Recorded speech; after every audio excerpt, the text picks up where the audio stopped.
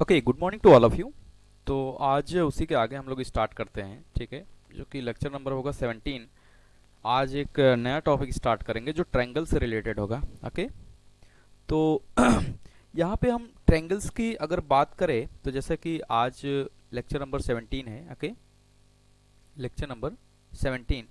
तो ज्योमेट्री में, यानी कि ज्योमेट्री में तीन पार्ट होते हैं, पहला, दूसरा, तीसरा। अगर मैं इसकी बात करूं तो दो पैरेलल लाइंस को जब कोई एक ट्रांसवर्सल लाइन बाइसेक्ट करता है तो उसमें जो केस बनते हैं वो वाला केस, ठीक है।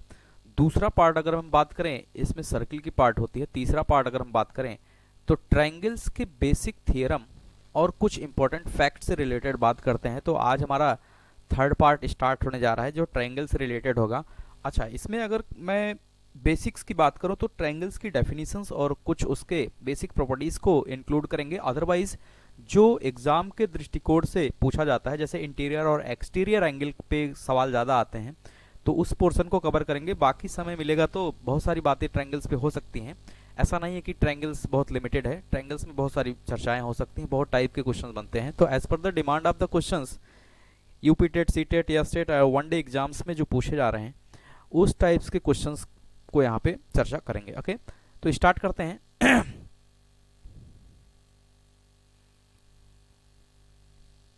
तो अगर मैं थोड़ा सा ट्रायंगल्स को लिखूं और उसके कुछ बेसिक्स बातों को समझने का प्रयास करूं तो ऐसा कर सकता हूं।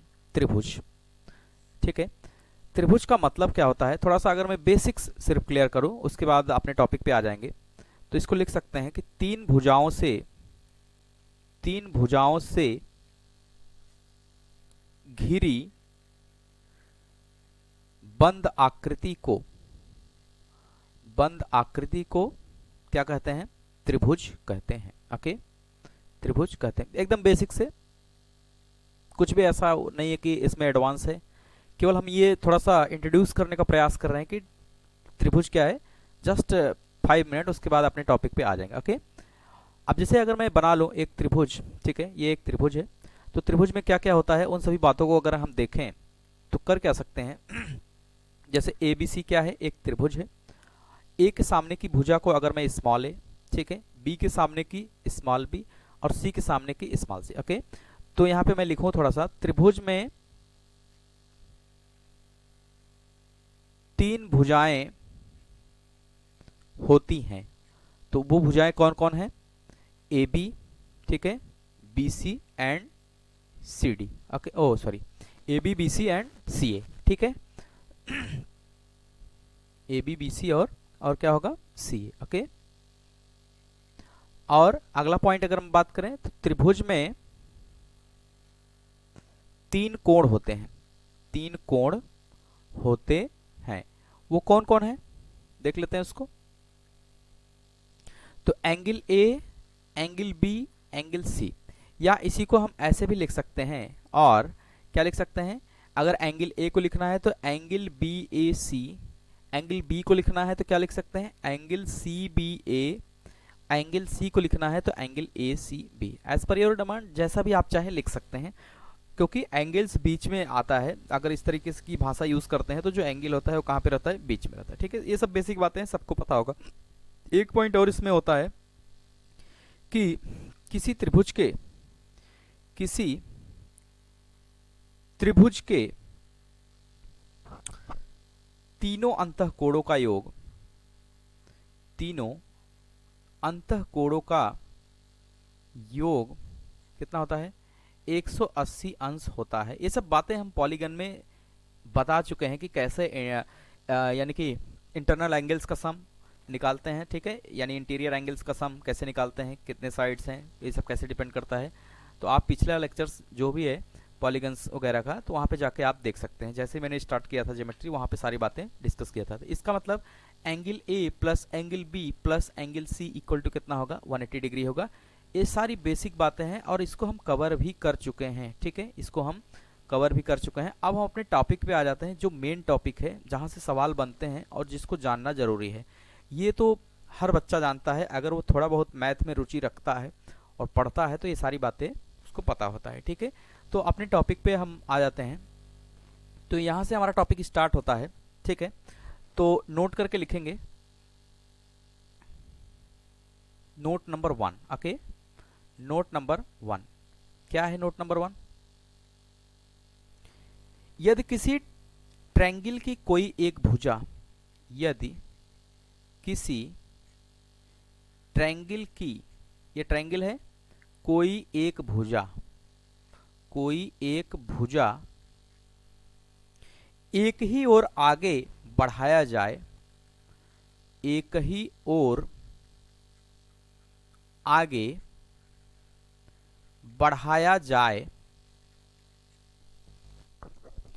तो बना बहिष्कोण, तो बना बहिष्कोण इसको बोलते हैं एक्सटीरियर एंगल। क्या बोलते हैं? एक्सटीरियर एंगल, ठीक है। सुदूर अंतःकोण, सुदूर अंतःकोण, अंतःकोण के योग के बराबर होता है, बराबर होता है, ठीक है। आइए इसको समझते हैं। तो नोट नंबर 1 है, इंपॉर्टेंट है, ठीक है।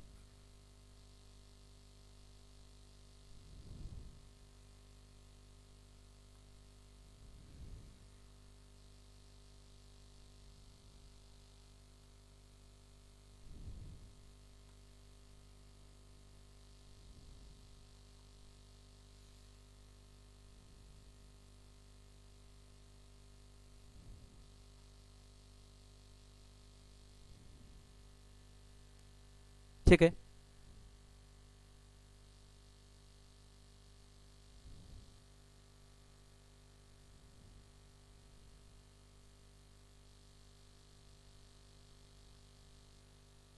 ठीक, आगे बढ़ते हैं।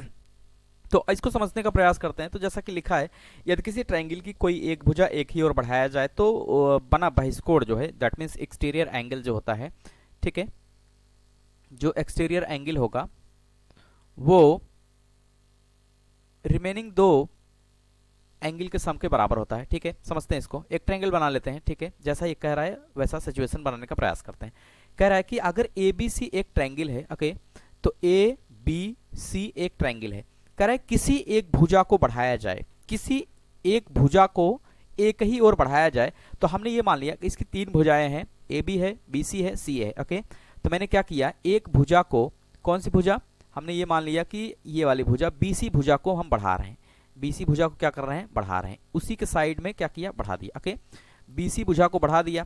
अगर बीसी भुजा को आगे तरफ बढ़ा दिया तो मान लीजिए ये पॉइंट डी तक जाता है, ठीक है। तो इस तरीके से जो इसके साथ ये एंगल बनता है, इसी एंगल को हम लोग क्या बोलते हैं? बहिष्कोण कहते हैं, क्योंकि ये बाहर है।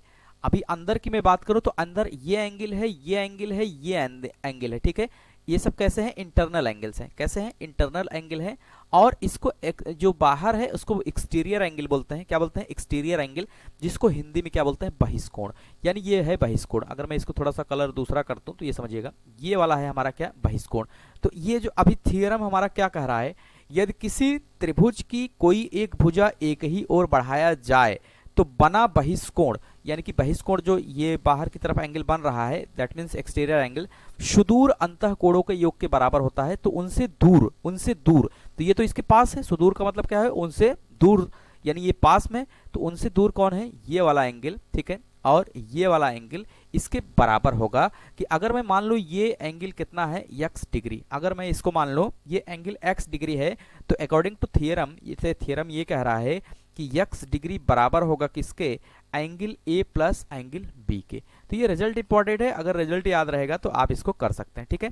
अच्छा, इसका प्रूफ अगर मैं देखूं, हालांकि प्रूफ यहाँ पे बताने का औचित्य सिर्फ इतना सा है, क्योंकि ऐसे सवालों में कोई चीज याद रख पाना चैलेंजिंग होता है। आप जो है कर सकते हैं बिल्कुल आसानी से। तो अगर छोटा सा प्रूफ है, अगर मैं इसको देखूं तो इसका प्रूफ कैसे हो सकता है? देखिए कि अगर इस एंगल की मैं बात करूं, ये वाला एंगल, एंगल सी की मैं बात करूं, तो आपको एक थ्योरम याद होगा या एक स्टेटमेंट याद होगा, एक रिजल्ट याद होगा कि अगर कोई लाइन है, उस लाइन पर कोई भी लाइन आके अगर इंटरसेक्ट करती है तो उसके अगल बगल का जो एंगल होता है वो कितना, उनका सम कितना होता है, 180 डिग्री होता है। ज्योमेट्री जैसे मैंने स्टार्ट किया था तो इस बेसिक कॉन्सेप्ट को हमने वहाँ पे डिस्कस किया था। तो वैसे अगर नहीं याद है तो आप ऐसे सोचिए कि अगर कोई लाइन होती है तो इस पे जो एंगल ये बनता है वो कितना होता है, 180 डिग्री। रिजु कोण को बोलते हैं इसको, सरल कोण। तो अगर ये x है ये y है तो इन दोनों का सम भी कितना होगा, 180 डिग्री होगा। ऐसे भी समझ सकते हैं, ठीक है। उसी कॉन्सेप्ट को यहाँ पे यूज करेंगे। आप देखिएगा कि अगर इसको मैं यहाँ पे लिखता, इन दोनों को ऐसे मिला के मैं लिखता, ध्यान दीजिएगा, इन दोनों को अगर मैं ऐसे मिला देता यहाँ पे तो कितना आता, 180 डिग्री आता। कि दैट मीन्स यहाँ से मैं ये कह सकता हूँ कि angle B C A plus angle A C D, ध्यान दीजिएगा, ए सी डी, इनका सम कितना होता, 180 डिग्री। कितना होता, 180 डिग्री। अगर मैं इसको सिर्फ इतना मानूं, यानी कि एंगल सी सिर्फ लिखूं, बीसीए को अगर मैं क्या लिखूं, एंगल सी प्लस इसको क्या मान रखा है, एक्स डिग्री इक्वल टू कितना हो जाएगा, 180 डिग्री।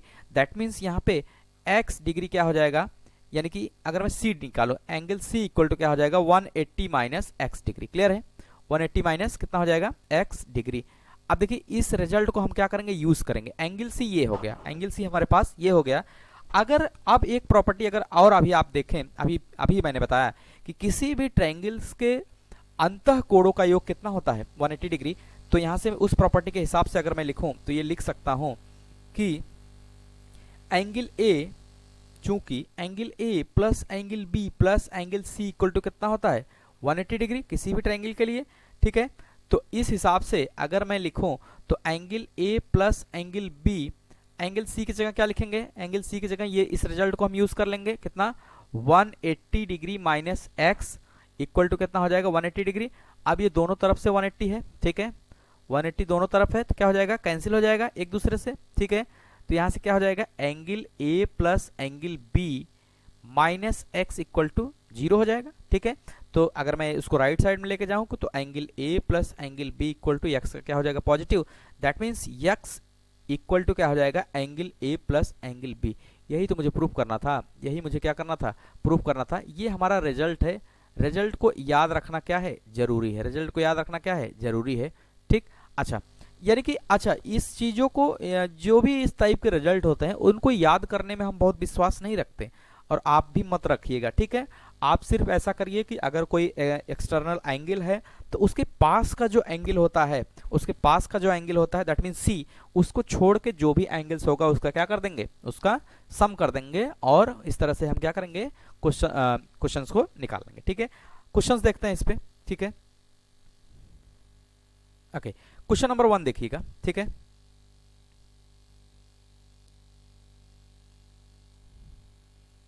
ठीक, देखिए क्वेश्चन लिखा है, आकृति में angle P Q R A 70 degree है, ओके, दिख रहा है। एंगल ये वाला एंगल, ठीक है। और उसके बाद एंगल क्यू पी आर ये कितना दिया है, 24 डिग्री। तो angle P R S, that means ये एंगल निकालना है, ये एंगल क्या करना है, निकालना है। तो जैसा कि मुझे पता है कि ये एंगल कैसे निकलेगा, अगर मैं इसको क्या मान लूंगा, एक्स डिग्री, क्या मान लूंगा, एक्स डिग्री। लेट माना कि ये कितना है, एक्स डिग्री। तो अभी हम लोगों ने पढ़ा कि according to theorem, according to क्या, थ्योरम हमारा क्या कहता है, प्रमेय हमारा ये कहता है, या फैक्ट हमारा ये कहता है कि x इक्वल टू क्या हो जाएगा, angle a plus angle b। यानी कि एंगल a हमारा कितना है, 24 डिग्री, कितना है, 24 डिग्री, और ये कितना है, 70 डिग्री। 24 और कितना है, 70, ठीक है। तो उन दोनों को क्या कर लेंगे, सम कर लेंगे, तो कितना आ जाएगा, 94। इन दोनों को अगर याद करें, जोड़े तो कितना हो जाएगा, 70 20 90 94, ओके।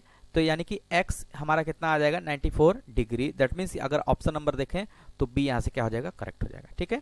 तो ज़्यादा इसमें दिमाग लगाने की जरूरत नहीं। अच्छा, कई तरीके हो सकते हैं इसको निकालने के, ऐसा कुछ इशू नहीं है। देखिए अगर मैं इसी को मेथड नंबर 2 की बात करें, ठीक है, जैसे मान लीजिए आपको ये नहीं आ रहा है, तो देखिए आप ऐसे भी कर सकते हैं। ये जरूरी नहीं है कि आप एक ही मेथड को फॉलो करें। हमें पता है कि angle P plus angle Q plus angle R equal to कितना होता है, 180 डिग्री, ओके, ध्यान दीजिएगा। तो एंगल P कितना है, 24, एंगल Q कितना है, 70, प्लस एंगल R कितना है, 180 डिग्री, एंगल R निकालना है। तो एंगल आर यहाँ से कितना हो जाएगा, ध्यान दीजिएगा, 180 माइनस कितना हो जाएगा 94, 70 20 90 4 कितना हो जाएगा 94, और 180 में से अगर हम 94 को सब्सट्रैक्ट कर देंगे तो कितना आ जाएगा 86। ओके, कितना आ जाएगा 86। एंगल आर इक्वल टू कितना आ गया 86। ध्यान दीजिएगा, एंगल आर इक्वल टू क्या होगा 86। तो यहां से आ गया 86। लेकिन एंगल आर मुझे नहीं चाहिए, एंगल आर मुझे नहीं चाहिए, हमको क्या चाहिए, अब यहां पे देखिएगा, वी नो दैट, यानी कि angle R plus angle X equal to कितना होगा 180 डिग्री, क्योंकि ये लाइन पी आर जो है क्यू एस पे क्या है, इस पे इंसिडेंट कर रही है, और इनसे बनने वाले जितने भी एंगल्स होंगे उनका सम कितना हो जाएगा, उनका सम कितना हो जाएगा 180 डिग्री। तो यहां से लिखेंगे 86 degree angle X equal to कितना 180। ठीक है, तो क्या करेंगे 180 में से 86 को घटा देंगे तो देखिए यहाँ पे आ गया, यानी कि एंगल एक्स इक्वल टू यहाँ पे कितना आ जाएगा 180 माइनस 86, दैट्स कॉल्ड द 94। देखिए सेम, यानी कि इसको बोलते हैं तरीका, जैसे आपको अगर नहीं पता है तो आप बेसिक प्रॉपर्टी को भी यूज करके कर सकते हैं। This is the method number 2। इसको मैंने इसलिए कराया कि जैसे अभी आपको थ्योरम पता है, लेकिन जब आपको थ्योरम नहीं पता होगा तो आप एग्जामिनेशन सेल में बेसिक कॉन्सेप्ट को भी यूज करके कर सकते हैं। ज्योमेट्री की ये ब्यूटी होती है कि आपको कुछ थ्योरम आए या ना आए, आप फिगर ड्रा करिए और बेसिक प्रॉपर्टी को यूज करके भी क्वेश्चंस को आप कर सकते हैं। ठीक है, तो ये थ्योरम ओरिएंटेड है जिसको हम बोल सकते हैं मेथड नंबर 1। ओके, और ये थ्योरम ओरिएंटेड नहीं है जिसको हम बोल देंगे method number 2। Okay, this is the basic property, इसको बेसिक प्रॉपर्टी हम कर लेंगे, और इसमें बेसिक प्रॉपर्टी नहीं यूज किया है हमने डायरेक्ट। अच्छा, एग्जामिनेशन सेल में जो होता है with in the minute questions को सॉल्व करना रहता है, तो वहां पे हमें थ्योरम याद होना ज्यादा जरूरी होता है कि जो थ्योरम है, जो रिजल्ट है, उस पर कैसे काम कर लें, तुरंत हमारा काम हो जाए। ओके, क्लियर होगा? ठीक है,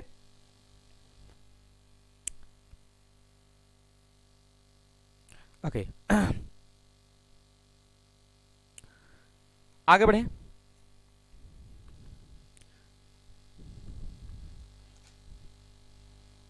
ठीक है, तो आगे हम क्या करते हैं, एक क्वेश्चन और कर ले रहे हैं। ठीक है,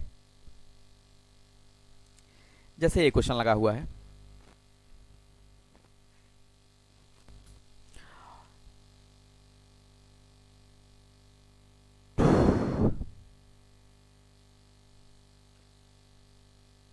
ठीक है, तो ध्यान दीजिएगा, अच्छा सवाल है ये, वैसा ही है, बस थोड़ा सा इसमें जो है इसको अलग तरीके से किया गया है, यानी कि कंफ्यूजिंग बनाया है।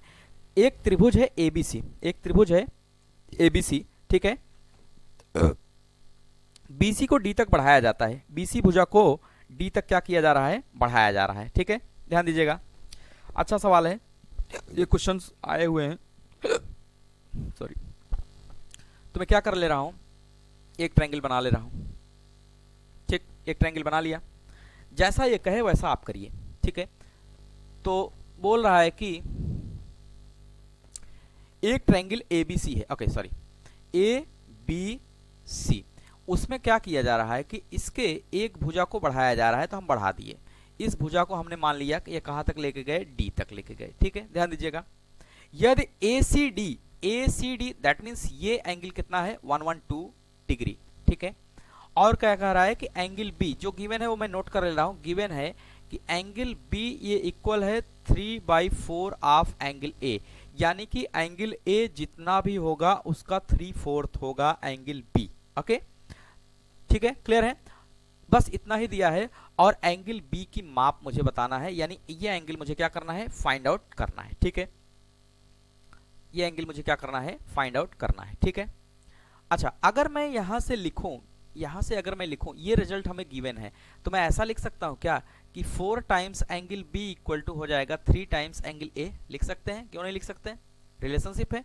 तो अगर मैं एंगल ए यहां से लिखूं तो ऐसा भी तो लिख सकता हूं 4/3 ऑफ एंगल बी, यानी कि एंगल ए जो होगा वो क्या होगा, बी का क्या होगा 4/3 टाइम्स होगा। ठीक है, लेकिन हमें एक बेसिक प्रॉपर्टी पता है, हमें एक बेसिक प्रॉपर्टी पता है कि angle A plus angle B plus angle C equal to कितना होता है 180 डिग्री, ये होता है। ठीक है, तो यहां से अगर मैं क्या करूं, अब हमारा मुद्दा क्या होगा, हमारा मुद्दा ये होगा कि हमको ये जो 112 2 लिखा है, दैट मीन्स एक्सटीरियर एंगल का सम एंगल ए और बी के रेफरेंस में अगर हम कर देंगे, ध्यान दीजिएगा, एंगल ए और बी में अगर हम कर देंगे, ए को बी में कन्वर्ट कर लिए या बी को ए में कन्वर्ट कर लें, तो एक वेरिएबल में आ जाएगा, और जैसे ही एक वेरिएबल में आ जाएगा तो हमें दोनों एंगल मिल जाएगा, और तीसरा अगर हम चाहें तो तीसरा भी क्या कर सकते हैं, निकाल सकते हैं। ठीक है, तो यहां से अगर मैं लिखूं तो ऐसा लिख सकता हूं।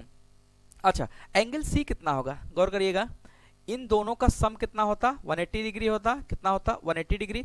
अगर एंगल सी की मैं बात करूं तो एंगल सी इक्वल टू कितना हो जाएगा, 180 माइनस 1112। एक स्टेप और मैं लिखूं तो ऐसा लिख सकता हूं कि angle C plus 1112 equal to कितना हो जाएगा, 180 डिग्री। क्यों, क्योंकि ये लाइन AC जो है इस BD लाइन पे क्या हो रही है, इंसिडेंट हो रही है, तो इनसे बनने वाले जितने भी एंगल्स होंगे उनका सम क्या होगा, 180 डिग्री। ओके, तो एंगल C यहाँ से अगर मैं निकालूं तो क्या हो सकता है, यानी कि 180 में से 112 को क्या करेंगे, सब्सट्रैक्ट कर देंगे। ठीक है, 180 माइनस 1112 अगर करेंगे तो कितना आएगा, 68। कितना आएगा, 68। ओके, तो यानी कि यहाँ पे मैं लिख दे रहा हूँ 68। ठीक है, तो एंगल सी कितना आ जाएगा, 68 डिग्री। ठीक है, इसका यूज करेंगे। अब देखिएगा, तो angle A plus angle B, ध्यान दीजिए, angle A plus angle B, इसको मैं क्या कर सकता हूँ, ऐसे ही रहने दें, angle A plus angle B plus angle C की जगह कितना लिखेंगे, 68 डिग्री, कितना हो जाएगा, 180 डिग्री। ओके, तो angle A plus angle B equal to कितना लिखेंगे, 180 माइनस 68। ठीक है, 180 माइनस 68 कितना हो जाएगा, 1112, यानी कि angle A plus angle B equal to कितना आ रहा है, 1112। आप देख भी सकते हैं, अभी जो हम लोग कहते हैं कि कोई भी एक्सटीरियर एंगल होता है, that means angle A plus angle B, इन दोनों का सम कितना आना चाहिए, 1112। लेकिन अब देखिए यहाँ पे हमने क्या कर रखा है, ए को बी में कन्वर्ट कर रखा है, ध्यान दीजिएगा, ए को बी में कन्वर्ट कर रखा है, बी को ए में कन्वर्ट करके दिया गया है। दैट मीन्स हम क्या करेंगे, इन दोनों वेरिएबल्स को एक वेरिएबल में कर देंगे। इन दोनों वेरिएबल्स को किस वेरिएबल में कर देंगे, सिर्फ एक वेरिएबल में कर देंगे, और एक वेरिएबल में करते ही हमें उसकी वैल्यू ऑब्टेन्ड हो जाएगी। यहाँ पे एंगल बी मांगा है, इसका मतलब यह है कि एंगल ए को मुझे किस में कन्वर्ट करना होगा, बी में। ठीक है, तो यहां से देखिए ए क्या लिखा है, 4/3 times of B. That means यहां से अगर मैं लिखूं तो एंगल ए की जगह मैं लिख सकता हूं कि 4/3 angle B plus angle B equal to कितना हो जाएगा, 1112।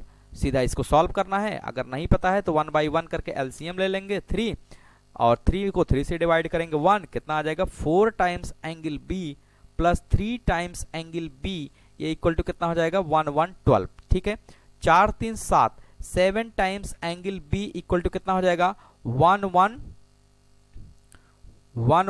इंटू, इसमें कितना करेंगे 3, तो कितना हो जाएगा, 112 इंटू 3, दैट मीन्स कितना आ जाएगा, 336। कितना आ जाएगा, 336, यानी कि एंगल बी इक्वल टू कितना हो जाएगा, 336/7, 336/7 कर देंगे। ठीक है, इसको डिवाइड कर लेंगे। ठीक है, तो इसको डिवाइड करेंगे कैसे, 7 चौके 28 और 7 8 56। ठीक है, कितना आ जाएगा, 48। That means angle B equal to यहाँ पे कितना आ जाएगा, एंगल बी इक्वल टू कितना आ जाएगा, 48 डिग्री। अब ध्यान दीजिएगा, अब ये सवाल दूसरी टाइप से भी पूछा जा सकता है। क्या पूछा जा सकता है कि एंगल ए मुझे बता दीजिए। अब सोचिएगा, अगर ये एंगल हमारे पास कितना आ गया, 48। ठीक है, ये एंगल कितना आ गया, 48, तो इस प्रॉपर्टी को यूज करके हम लोग एंगल ए भी निकाल सकते हैं कि बी पता है, सी पता है, 180 में से इसको क्या करेंगे, सब्सट्रैक्ट कर देंगे। ये प्रॉपर्टी लगाइए, या आप ऐसा भी कर सकते हैं कि एंगल ए इक्वल टू, यहां से अगर मुझे एंगल ए चाहिए तो एंगल ए इक्वल टू क्या है, 4/3 एंगल बी, यानी कि 4/3 इंटू एंगल बी अभी हम निकाल लिए कितना, 48, 16 3 कितना हो जाएगा, 48। ठीक है, ठीक है, 16 3 कितना हो जाएगा, 48, यानी कि यहां पे कितना आ जाएगा, ये कैंसिल हो जाएगा, कितना बचेगा, 4 इंटू 16, और 16 चौका कितना हो जाएगा, 64। कितना हो जाएगा, 64। ठीक है, तो यानी कि एंगल ए हमारे पास कितना आ गया, 64 डिग्री। ओके, तो आप जैसे चाहें वैसे कर सकते हैं, आपको पूरी फ्रीडम है। तो ऐसा नहीं है कि सिर्फ एंगल बी ही यहाँ पे निकालना है, क्वेश्चंस को एक्सटेंड भी किया जा सकता है। अच्छा, जब भी एग्जाम में सवाल आता है तो इसमें कंफ्यूजन क्या होता है, एक ही एंगल दिया है, हाँ, तो ए को बी में कैसे कन्वर्ट करना है, बी को सी में, तो बखूबी हमने हर पॉइंट्स को यहाँ पे डिस्कस किया है, ठीक है। यानी कि एक एक पॉइंट को हमने यहाँ पे बताया कि किस तरीके से हम इसको लेके आगे पीछे कर सकते हैं, ठीक है। यानी कि अब जरूरी नहीं है कि एंगल ए ही पूछेगा, एंगल बी भी पूछ सकता है, एंगल सी भी पूछ सकता है, इस तरह से जो भी इच्छा होगी एग्जामिनर की वो पूछ सकता है। बस आपको ये रिजल्ट आना चाहिए कि इसको किस तरीके से हम करेंगे। ओके, क्लियर है, ठीक है। तो आज के लिए इतना ही रखते हैं, ठीक है। बाकी कंटिन्यू करेंगे इसके आगे, ठीक है। तब तक के लिए बाय बाय, थैंक यू।